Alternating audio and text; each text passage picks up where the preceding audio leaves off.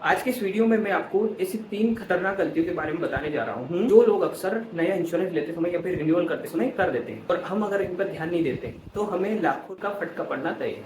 नमस्कार दोस्तों, क्या आपके पास भी कार या बाइक है? आपने इंश्योरेंस तो जरूर ले रखा होगा, या तो ऑनलाइन ले रखा होगा या किसी एजेंट के माध्यम से ले रखा होगा। पर क्या आप जानते हैं कि सड़क पर चलने वाली 80% गाड़ियों के इंश्योरेंस पेपर में कुछ न कुछ बड़ी गलतियां जरूर होती हैं, जिनकी वजह से एक्सीडेंट के वक्त बीमा कंपनियां आपको क्लेम देने से मना कर देती है। आज के इस वीडियो में मैं आपको ऐसी 3 खतरनाक गलतियों के बारे में बताने जा रहा हूँ जो लोग अक्सर नया इंश्योरेंस लेते समय या फिर रिन्यूअल करते समय कर देते हैं और हम अगर इन पर ध्यान नहीं देते तो हमें लाखों रुपए का फटका पड़ना तय है। सबसे पहली और आम गलती लोग करते हैं इंश्योर्ड डिक्लेयर्ड वैल्यू बहुत कम चुनना। जब भी हम ऑनलाइन या फिर किसी के माध्यम से पॉलिसी लेते हैं तो हम सबसे पहले कम प्रीमियम वाले ऑप्शंस ढूंढते हैं। कम प्रीमियम दिखाने के लिए आपकी जो गाड़ी की आईडीवी यानी मार्केट वैल्यू है उसको कम बता देती है।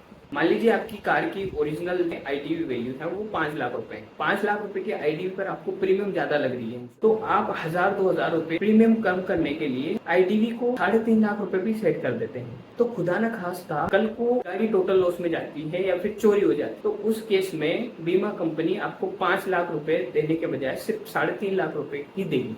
यानी कि 1000-2000 रुपए बचाने के चक्कर में हमारा 1.5 लाख रुपए का नुकसान हमें झेलना होगा। इसलिए हमेशा याद रखें आईडीवी सही चुने। आईडीवी सही चुनने का तरीका ये है कि मान लीजिए आज हमारी गाड़ी की वैल्यू 10 लाख रुपए है तो अगले साल जब हम इंश्योरेंस रिन्यूअल करेंगे तो 10% हमें हमेशा डेप्रिसिएशन चुनना होगा। तो अगले साल जब भी हम इंश्योरेंस रिन्यू करेंगे तो 9 लाख रुपए की आईडीवी को चुनना हमारे लिए बेस्ट रहेगा। दूसरी बड़ी गलती करते हैं लोग NCB no claim bonus claim करना। ये गलती अक्सर तब होती है जब हम पुरानी इंश्योरेंस पॉलिसी को पुरानी कंपनी से दूसरी कंपनी में ट्रांसफर करते हैं। नो क्लेम बोनस वो डिस्काउंट होता है जो आपको तब मिलता है जब हमने प्रीवियस पॉलिसी में कोई क्लेम न किया हो। कई बार लोग प्रीमियम कम करने की वजह से क्लेम बोनस को टिक कर देते हैं, यानी 20% कर दिया, किसी ने 35% कर दिया। लोगों को लगता है कि कंपनी को कोई पता नहीं चलेगा, लेकिन क्लेम के वक्त जब पुराना डेटा निकाला जाता है और ये बात पकड़ी जाती है तो कंपनी मिस रिप्रेजेंटेशन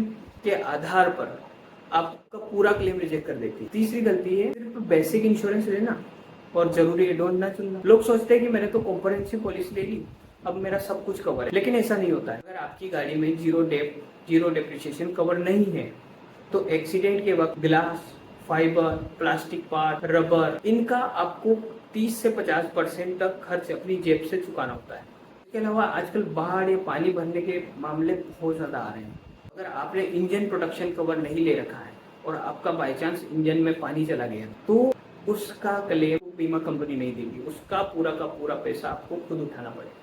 हमें पॉलिसी लेते समय ध्यान रखना चाहिए हमारे लिए कौन से एडोन्स जरूरी है।